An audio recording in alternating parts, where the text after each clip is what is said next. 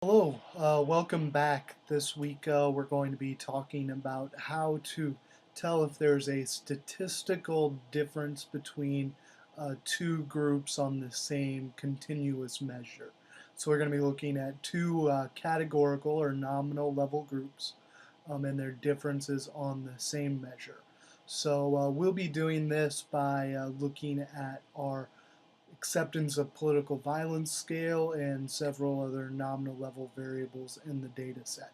So imagine that data distribution on a line graph with the two groups, and then within the groups you have the different measures, the different scores of the data, looking something like this. So you can see we have our two groups, and then each of those dots is a different score in that group along the same scale.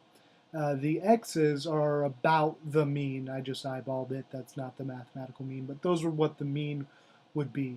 The goal of the tests we're going to be running this week are seeing if there is a statistical difference between those means.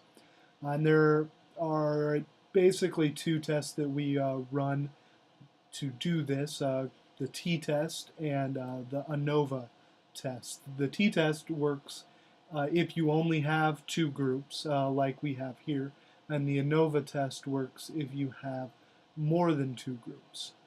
It also works if you have two groups, but we usually try to stick to the t-test.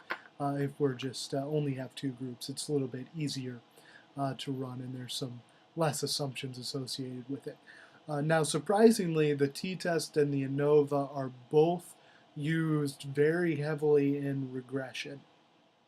So everything is interrelated here, including even with the t-test and the ANOVA. They're very similar types of tests, and we will be revisiting them again throughout the course. We'll be working primarily with these tests. With the ANOVA, we'll be working with that very heavily in the next few weeks with repeated measures ANOVA and COVA. We'll be going into MANOVAs, which is a modified version of the ANOVA.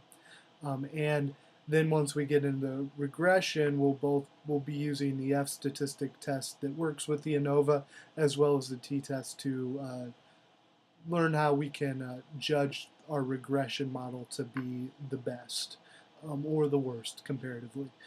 So we'll be doing both those things. So this is a pretty important week. You should try to pay attention, get a little bit of a handle on the math behind this stuff, and then you'll understand a little bit better what we're talking about when we go through the regression and the different tests in the upcoming weeks.